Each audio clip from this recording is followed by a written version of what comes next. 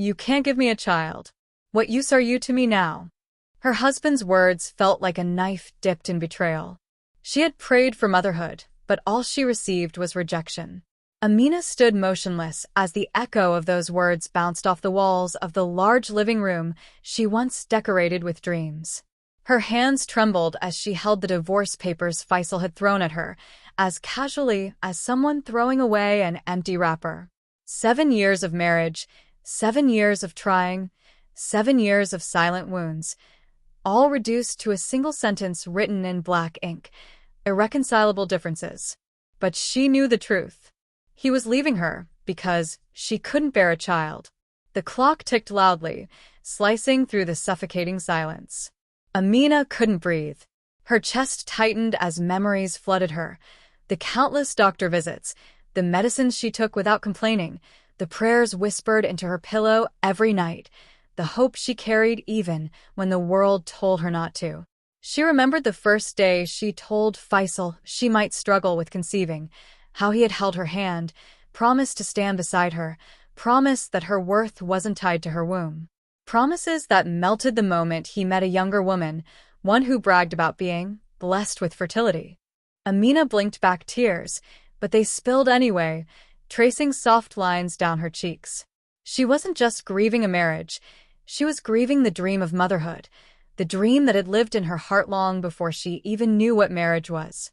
She imagined little hands that would never hold hers, lullabies she would never sing, tiny clothes she would never fold. She imagined all of it, and then watched it shatter. When Faisal slammed the door behind him, Amina sank slowly to the floor. Her knees buckled under the weight of abandonment. The silence was louder now, roaring, mocking her. Barren. That word had followed her like a shadow for years, whispered by aunties, muttered by neighbors, even hissed by strangers at weddings. Now it was carved into her reality. By evening, she forced herself up. Her eyes were swollen, her throat raw from crying. She packed a single suitcase, clothes, passport, a few books, and the framed photo of her parents. She left behind everything else.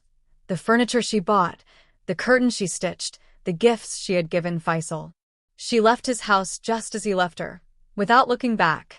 Amina rented a small apartment in a quiet neighborhood. It was barely furnished, barely lived in, but it felt peaceful. It felt hers.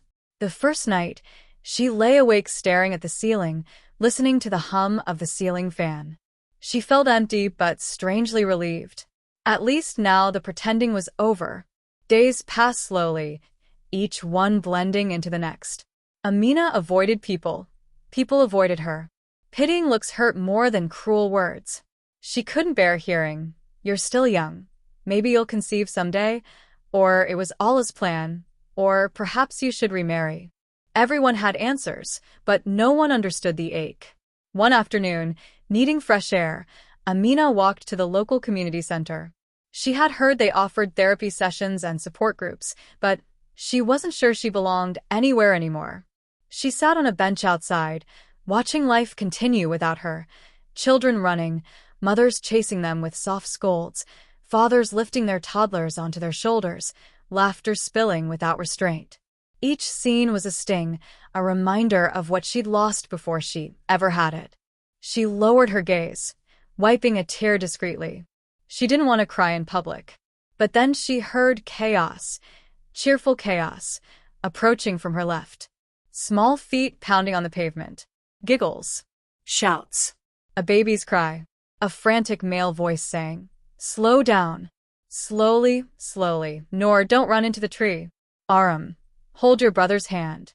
Yo Allah, where's the baby bottle now?" Amina lifted her head. 5 children were running in different directions, a toddler wobbling dangerously close to falling, 2 girls chasing each other, a teenage boy carrying a backpack twice his size, and a baby strapped to a sling on a man who looked exhausted beyond imagination. That was the first moment she saw him, Murad. He looked like someone who hadn't slept in weeks, maybe months. His shirt was wrinkled, his beard untrimmed, and his eyes carried a tired kindness. He was balancing groceries, a crying baby, and a world of responsibilities. Amina didn't know why, but her heart tugged. Not out of pity, out of recognition. He, too, looked like someone life had taken something from. Suddenly, the youngest girl fell, scraping her knee. The child cried out loudly. People walked past, annoyed by the noise. The man struggled to set down the grocery bags while adjusting the baby sling. Amina moved before she even thought. She rushed forward, kneeling beside the girl. "It's okay, sweetheart," she whispered, wiping the child's tears with a tissue. "It'll stop hurting soon." The little girl sniffled, but calmed instantly. Murad froze, watching with wide, grateful eyes. Amina offered a small smile. In that moment, broken woman, overwhelmed father, their worlds briefly touched. And without knowing it, destiny had just opened a door neither of them expected. Here is Section 2, with strong opening hooks and full 800-word cinematic storytelling, continuing smoothly from Section 1. Section 2. Opening hooks, 800 words. Opening hooks. 5 children. 1 exhausted father. 1 woman who had forgotten how to smile. She thought she had nothing left to give, until 5 little hearts proved her wrong. He didn't know her name, but he felt peace the moment she comforted his child. Murad stood there for a moment, breathless, watching as Amina soothed his little daughter with a gentleness he hadn't seen in a long time. Most people avoided them.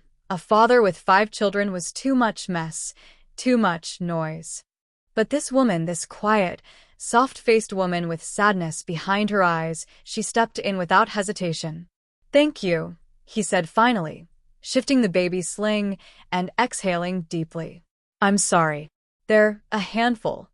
Amina smiled faintly. "They're just being children." Murad blinked, surprised. Most people complained. They scolded. They judged. But not her. She spoke as if she knew what tenderness meant, as if she had practiced love, even the kind she never received. The little girl sniffed and wrapped her small fingers around Amina's hand. A bond formed instantly, delicate yet real. "What's your name?" the girl whispered. "Amina," she said. "And you?" "I'm Haya," the child said proudly. "Baba says my name means modesty." Amina laughed softly, a sound she hadn't heard from her own lips in months.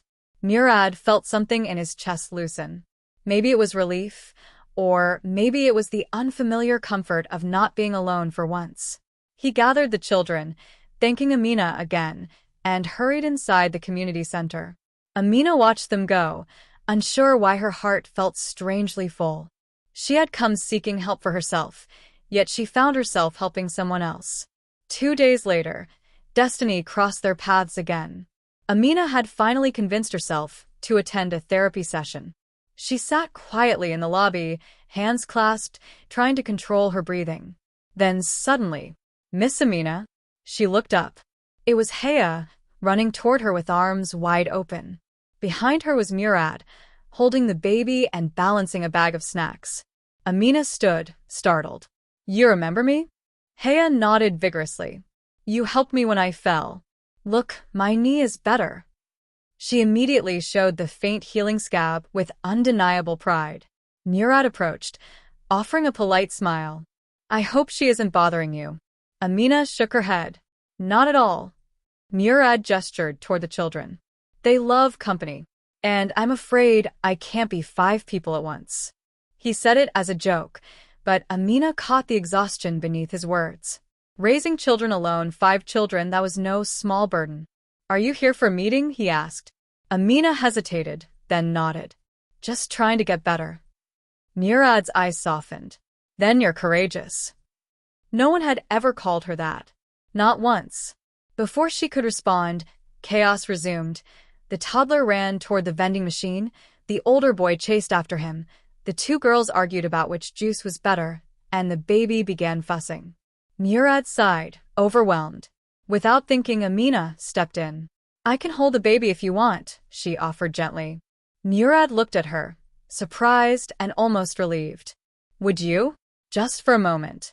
He carefully handed her the little boy, a chubby, warm bundle with sleepy eyes.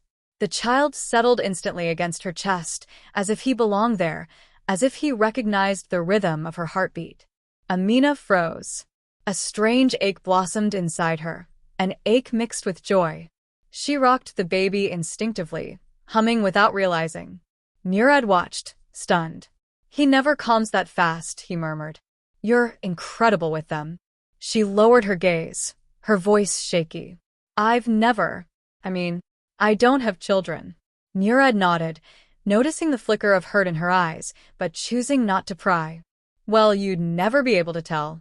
For the next hour, Amina found herself helping without being asked, tying shoelaces, handing out crackers, telling the girls a little story, and fixing the toddler's crooked jacket. She didn't do any of it consciously. She simply responded to the children with a tenderness that came naturally, painfully naturally. When Murad finally gathered them to leave, the children protested. Baba, can she come with us? Baba, can she tell us another story? Baba, can she be our friend? Amina laughed softly, touched. Murad apologized awkwardly. They get attached easily. But Amina shook her head. It's okay. I don't mind. They walked out together, the evening sun casting long golden shadows. Amina paused at the gate. Murad cleared his throat. If you ever want help too, the parenting group meets on Tuesdays. They allow volunteers. Amina's eyebrows lifted. Volunteers? Yes, Murad said. Some people come to assist. You're good at assisting. She bit her lip, unsure. I don't know if I'd be any help. Murad looked her directly in the eyes, breath steady, voice warm. You help more in 1 hour than most people help in a year. His words struck her deeply, not because they were flattering, but because they felt real. For the first time since her divorce, Amina felt seen. Not as barren, not as rejected, not as broken, but as someone who still had love inside her, love she thought she had lost forever. As Murad and the children walked away, Amina held her chest, feeling something unfamiliar. Hope. Faint but alive. And she didn't know it yet. But 5 children had already carved her name into their hearts. Here is Section 3, with powerful opening hooks and full 800-word cinematic storytelling, continuing smoothly from the previous chapters. Section 3, opening hooks, 800 words. Opening hooks.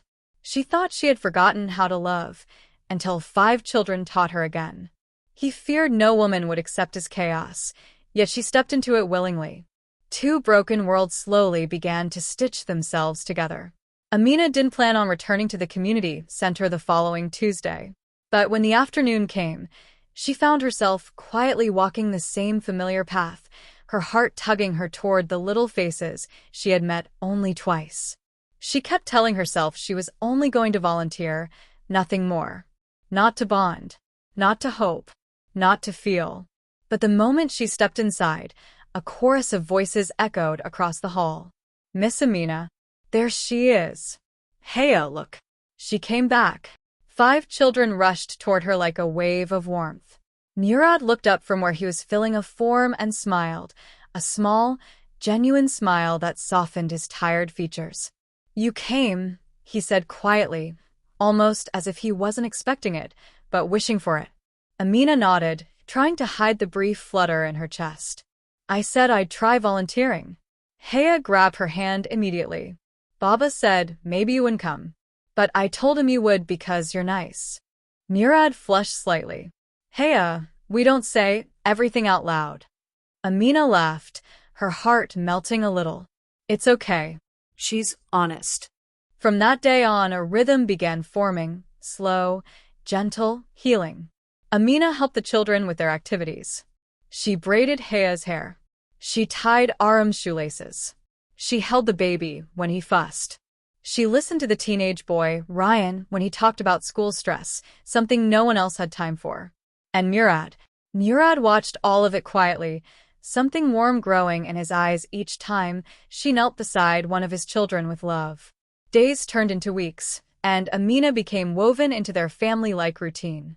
She became someone the children waited for, someone they trusted, someone they ran to.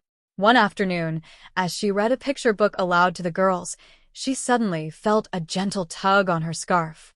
The toddler, Zion, looked up at her with wide eyes and whispered, "Mama?" Amina froze. Her heart stopped. Her breath caught. Her throat tightened. Murad, startled, began to apologize immediately. I'm so sorry. He misses his mother, and sometimes he... But Amina shook her head quickly, placing a trembling hand over her heart. It's okay, she whispered, voice breaking. It's more than okay. She held Zion close, letting him rest his head on her shoulder. The child relaxed instantly, as if her presence filled a space he'd been craving. Murad watched her in awe, his eyes softening with something deeper, something dangerous, something tender. As the children played, he approached her quietly. I hope you're not uncomfortable, he said. Amina looked up. Why would I be? Murad sighed. Most women don't want to be around this much responsibility. Children who need so much. A father who's barely managing. You're doing your best, she said softly. He exhaled, shaking his head. Sometimes it doesn't feel like enough. Amina hesitated, then touched his arm gently. Your children are happy. That means it is enough. Murad looked at her hand resting on him, then at her face. Not many people tell me that, he murmured. Something shifted in the air between them, something fragile, unspoken, but warm. Later that week, Amina stayed late after the center closed. Murad was struggling with a mountain of school forms, permission slips, and medical checkups. Papers spilled everywhere like a storm of responsibilities no man should carry alone. Amina sat beside him, organizing them calmly. You don't have to. I want to, she interrupted softly. He stared at her, the gratitude in his eyes almost painful. You're becoming important here, he said quietly. Here, she echoed. With them, he corrected. A pause. And with me. Amina's breath stilled. She wasn't ready for that, yet she wasn't afraid of it either. But she did what she always did. She changed the subject, smiling away her racing heart. Around them, the children cleaned up toys and crayons. Haya slipped beside Amina and whispered secretly, Baba smiles more now because of you. Amina swallowed hard. She had spent years in a home where her presence made no difference. Now she was in a place where even her quietest acts were noticed. When they finally stepped outside together, the sky was painted in soft orange and pink. The children ran ahead, chasing butterflies in the fading light.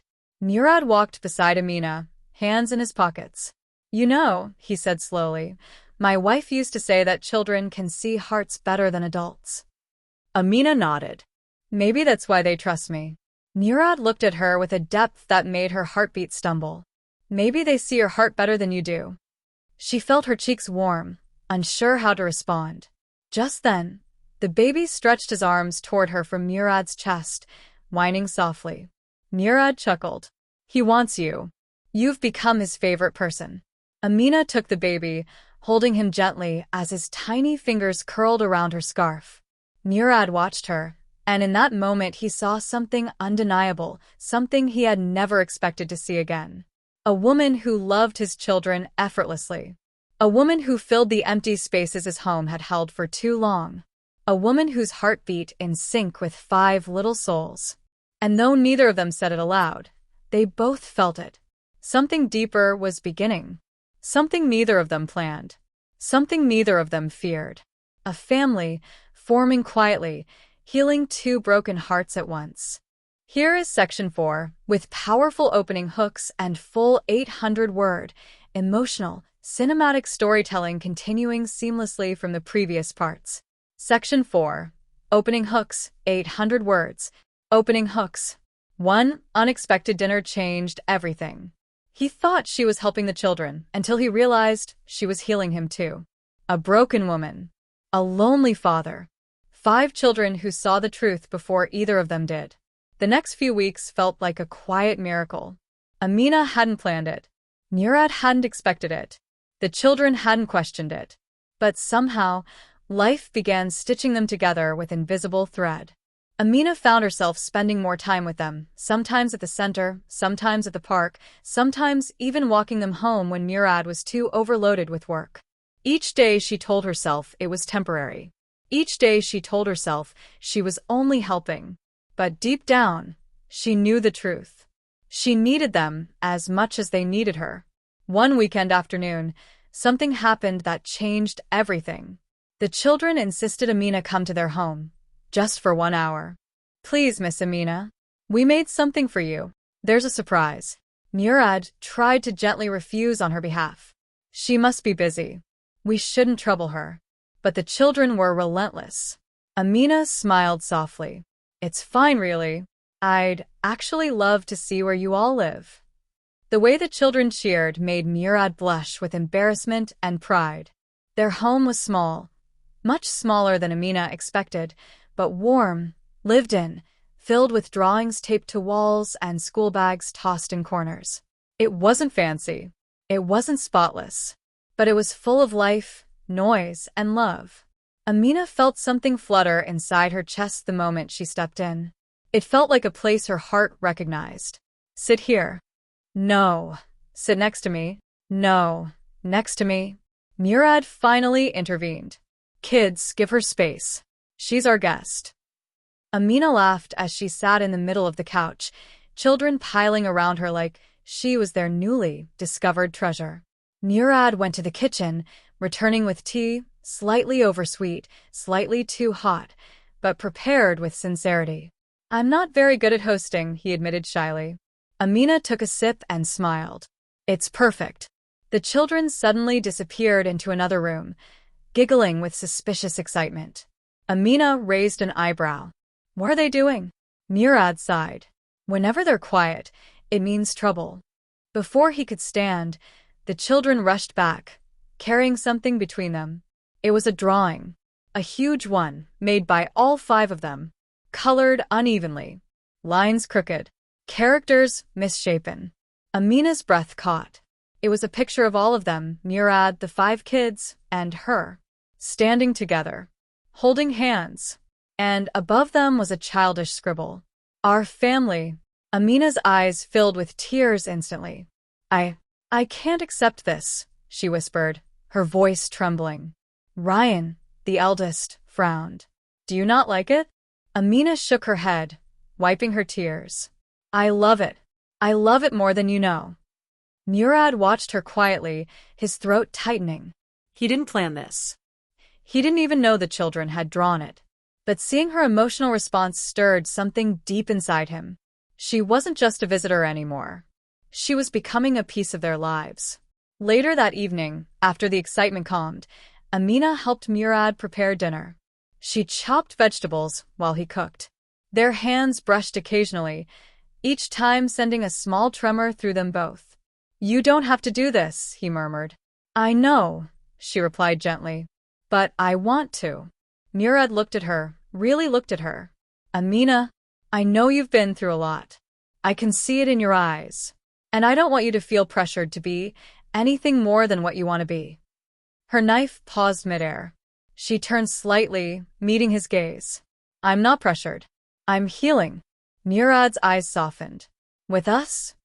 Amina exhaled shakily. "Yes. With you." A silence settled, not awkward, but warm. Heavy with meaning, heavy with fear, heavy with hope. After dinner, the children insisted she stay a little longer. They begged for story time. Amina sat on the carpet, the baby sleeping in her lap, the other 4 curled beside her like petals around a flower. She read softly, and Murad watched from the doorway, his heart swelling in ways he didn't know were still possible. He imagined his late wife watching this moment, smiling softly, telling him he deserved this second chance. When the children finally fell asleep, the house grew quiet. A rare, peaceful quiet.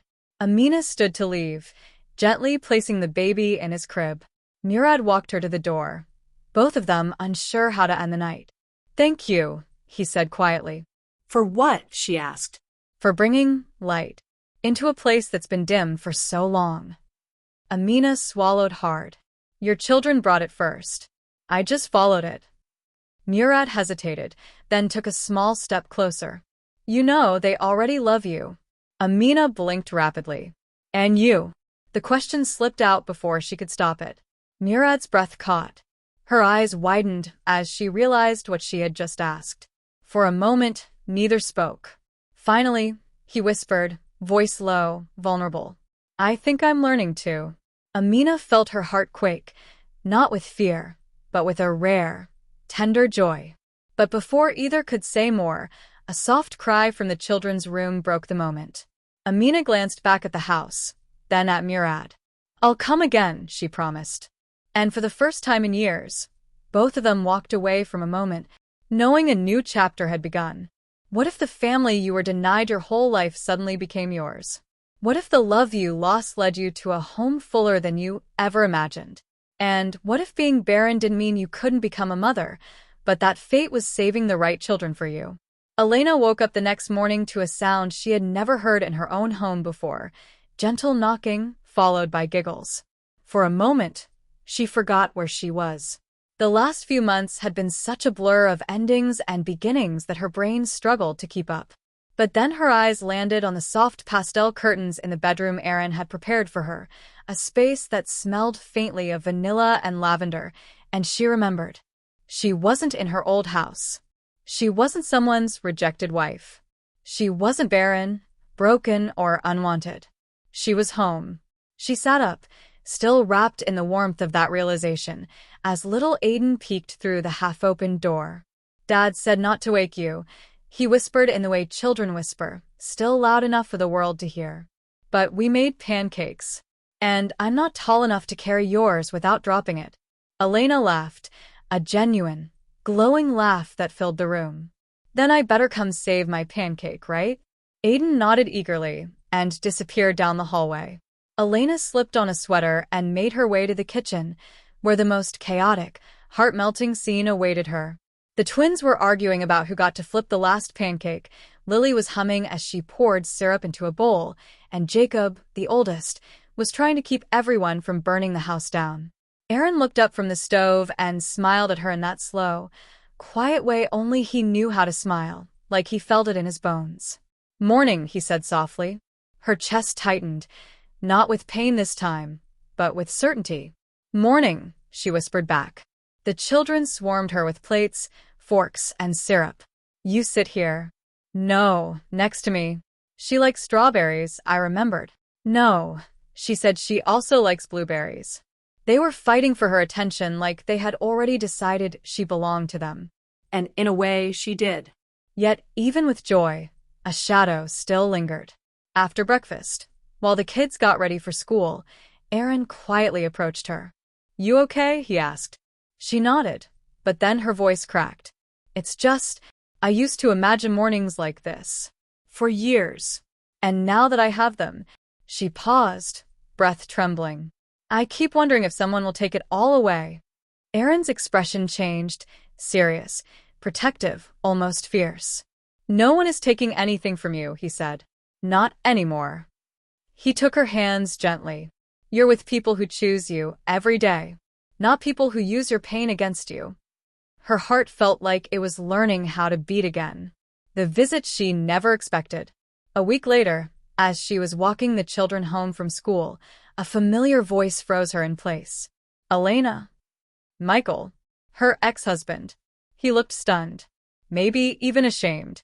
He took in the 5 children clinging to her hands, her clothes covered in paint from helping Lily with a school project, and the warmth in her face that had never appeared during the years she spent with him. You look different, he said quietly. Happier. I am, she replied without hesitation. He swallowed hard. You heard. I'm getting remarried. Yes, she said calmly.